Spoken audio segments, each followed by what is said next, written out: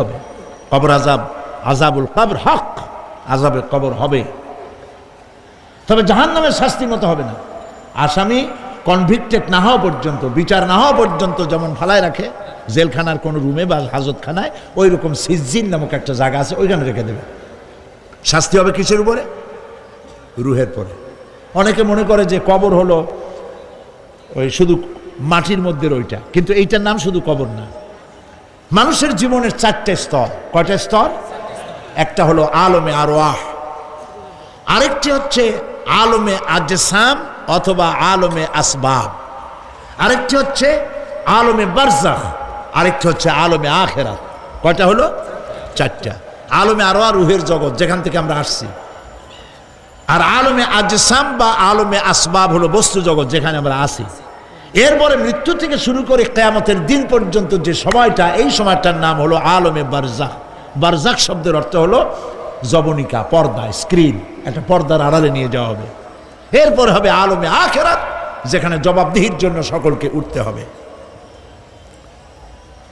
শাস্তি হবে রুহের উপরে। এখন আপনি বলবেন যে রুহের শাস্তি হয় কেমনে? রুহ তো দেখা যায় না। রুহ কি দেখা যায়? রুহ সম্পর্কে প্রশ্ন করা হয়েছে, ওয়ায়াসআলুনাকা আনির রূহ কুলির রূহু মিন আমরি রাব্বি। নবী, আপনাকে প্রশ্ন করা হয় রূহ কি জিনিস, আপনি বলুন রূহ হচ্ছে আল্লাহ পাকের একটি অর্ডার।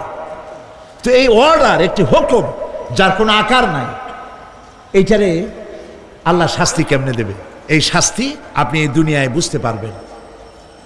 হঠাৎ করে আপনার গ্রেফতারি পরোয়ানা জারি হয়ে গেছে, তখন একটা টেনশন ক্রিয়েট করে। এই শাস্তিটা কোথায় হয়? বডির উপরে না রুহের উপরে? রুহের উপরে হয়। ঘুমায় আছেন, স্বপ্নে দেখতেছেন বাঘে তাড়াইতেছে, বউ কাছে শোয়া, পুলিশে তাড়াইতেছে, বাঘে তাড়াইতেছে, সাপে তাড়াইতেছে, ঘেমে ভয়, আপনি ভয়তে ঘেমে হার্টবিট এত বাড়ছে, ঘুমের থেকে জেগে বউরে ধমকাচ্ছেন যে আমারে বাঘে তাড়াইলো, তুমি একেবারে নাক ডেকে জন্মের মতো ঘুমাইতেছ। বউ তো টেরই পায় নাই, ঠিক কিনা? এই যে বাঘে তাড়াইলো, পুলিশে তাড়াইলো, সাপে তাড়াইলো, ঘুমের মধ্যে কষ্টে ঘাম বেরিয়ে গেল, এই শাস্তিটা কিছুর উপরে হইল? রুহের উপরে। এটা আল্লাহ দেখাই দিলেন, মরার পরে এর থেকে মারাত্মক কঠিন শাস্তি রুহের উপরে হবে। তারপরে বডি বানানো হবে জাহান্নামে দেওয়ার জন্য। এগুলির ব্যাপারে আমি আলোচনা করেছিলাম চট্টগ্রামে।